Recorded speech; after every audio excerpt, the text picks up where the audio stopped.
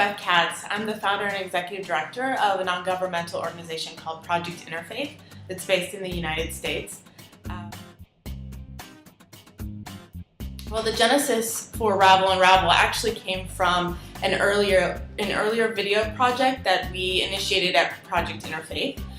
This was our Interfaith Youth Service project, where we had invited a small group of young people of diverse beliefs and backgrounds and asked them each week to keep a video diary and fed them different questions each week to reflect on that had to do with their religious or spiritual identity, their beliefs, and how that connected to their experiences of serving others. And one of the videos we received was from a participant named Amina. She is a student at a local university, and she was in her dorm room filming her video blog for our Interfaith Youth Service project when one of the other students on her floor came in and asked her what she was doing. And Amina explained what she was doing, and the student's reaction was, "Wait a second, you're Muslim, you're not brown." And Amina was very graceful in how she handled this. She explained to the student that she was in fact Muslim and talked to the student about what it meant to her. And then once the other student left, she turned around and turned her video camera on that we had given her, and she filmed a video where she talked about this experience, and you can actually see it on the Project Interfaith website if you're interested. And in this video she talks about that she stumps people because she doesn't fit the stereotype that many people have about what it means or looks like to be Muslim. But she talked also about what it meant to her to be Muslim and really defined in her own way what it meant to be Muslim for her at this stage in her life.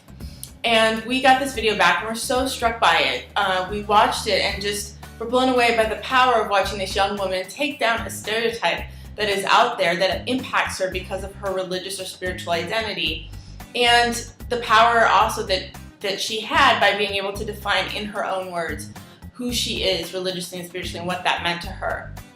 And we thought, wow, this is incredible. What if we could give as many people as possible this opportunity? And that is really how Ravel Unravel was born. We reached out with our different relationships in the community and really sought out different faith communities and schools and businesses and community groups who would be willing to host an interview team for a morning or an afternoon so that we could get the best cross-section of religious and spiritual identities from our community and then from there.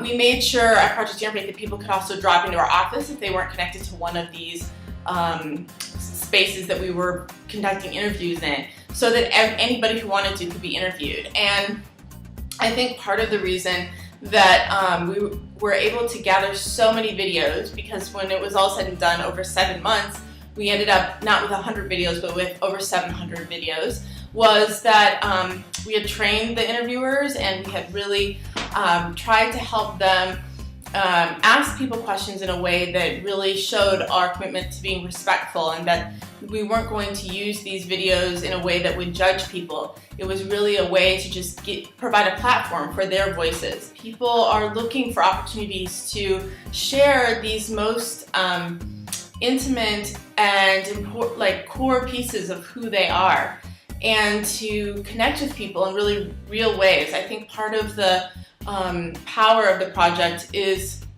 the human face that it really gives to the tremendous religious and spiritual diversity in our world. And I think it also not just shows across the broader landscape, but part of what we're trying to do is show people the incredible diversity that exists within any one religious or spiritual identity group, and to really help people see that people are so much more than the labels that we place on each other.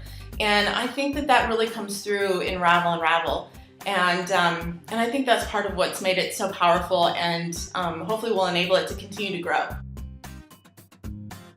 Ravel Unravel uses storytelling because we believe that the most powerful way to change people's attitudes and beliefs about someone who may be different than them is through showing them the human dimension, is through helping people connect with each other not through an academic textbook. It's important to have opportunities for academic learning about religious and spiritual diversity and identity and culture, but we think that that experience alone is limited, and we think that what is really transformational is when people can connect with each other on a very human level.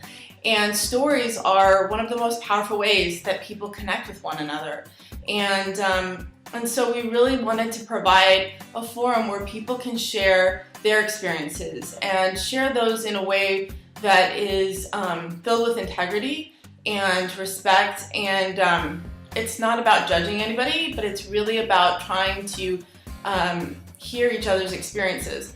And so I think that we felt like short stories were the best way to go. And today, honestly, the trend, I think the reality for most people is that many people are busy. They don't have time to read a long piece of a textbook. They don't have time to even read a long story. But watching short videos is something that's really accessible and it's easy to do.